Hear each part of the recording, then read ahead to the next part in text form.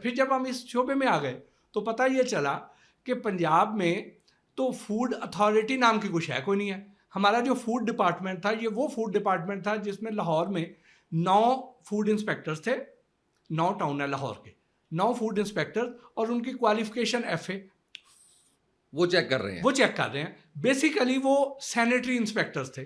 Okay, ठीक। और वो किसी भी रेस्टोरेंट की या फैक्ट्री की हाइजीन कंडीशंस देखने, सैनिटरी कंडीशंस देखने जाते थे और उसकी बेस पे उसे जुर्माना कर देते थे। उनके पास इख्तियार ही मैक्सिमम 3,000 रुपये जुर्माने का था, लेकिन वो करते 500 रुपये थे। अच्छा, सीलिंग अच्छा। का इख्तियार कोई नहीं था। तो वो लोगों को उनके कोई डर खौफ नहीं दिया। 500 रुपये और जान छुड़वाई। और ये 1960-64 के कवानीन के तहत काम हो रहा था, तो यहाँ पे काम ही नहीं था। उस दौरान शहबाज शरीफ साहब वज़ीर आला पंजाब के तौर पे आ गए थे, तो हमारा हौसला बड़ा हुआ था कि यार वज़ीर आला साहब से मिलके काम हो सकता है। तो हम शहबाज शरीफ साहब के पास पहुंच गए और उन्हें जाके अपनी कारगुजारी दिखाई कि ये काम हो रहा है और यहाँ पे जो महकमा है वो इतनी अहलियत नहीं रखता, बिल्कुल तो सही। हमें सपोर्ट करें। उन्होंने कहा क्या चाहते हैं? हमने कहा कि जी ऐसा इदारा बना दें जहाँ पे मास्टर डिग्री होल्डर या MPhil लेवल के बच्चे बच्चियाँ जो है ना वो इसमें आए, फूड टेक्नोलॉजिस्ट आए। तो इस तरह पंजाब फूड अथॉरिटी 2011 में हम बनवाने में कामयाब हो गए। इसको बनवाने में भी आपका भाई शामिल, माशाल्लाह माशाल्लाह। और फिर इनको जब छापे मरवाने शुरू किए वो भी मैं लेके गया इन्हें।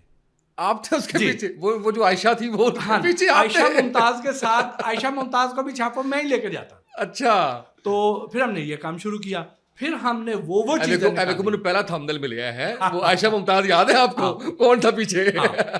तो वो फिर हमने काम शुरू किया। उसके बाद तो फिर तो हमने कोई जगह ही नहीं छोड़ी। हमने ऐसी ऐसी जगहों पे गए हैं। बहुत सारे प्रोग्राम ऐसे थे कि जहाँ देख के वॉमिट आती रही, कई दिन अपने आप से बदबू आती रही। ओए होए होए होए होए होए। इस हद तक। और वो सारा कुछ हमें खिलाते रहे हैं। सारा कुछ हमें खिलाते रहे, बहुत गंद हमने खाया।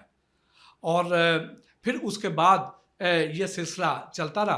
तो अब ये है कि अब मैं वो खुद छापों पे नहीं जा रहा, लेकिन वो इंटेलिजेंस नेटवर्क चूँकि है वो जाके मैं पंजाब फूड अथॉरिटी को, सिंध फूड अथॉरिटी को, फिर हमने सिंध फूड अथॉरिटी के लिए कोशिश की, KP फूड अथॉरिटी के लिए की। अब अल्हम्दुलिल्लाह पूरे पाकिस्तान के सारे सूबों में बन चुकी हैं। वाह वाह वाह। और काम शुरू हो गया, लेकिन पंजाब में ज़्यादा काम हो रहा है। पंजाब फूड अथॉरिटी ज़्यादा एक्टिव है।